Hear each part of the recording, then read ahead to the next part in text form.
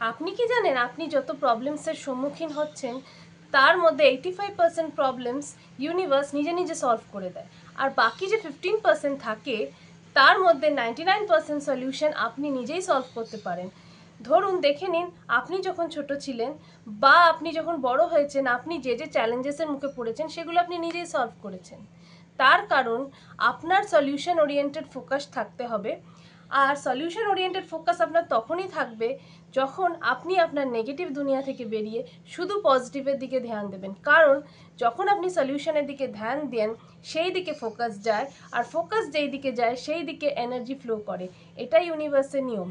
তাই আপনার সলিউশন নিজে বের করুন আর আপনার প্রবলেমসকে খুব তাড়াতাড়ি সলভ করে ফেলুন।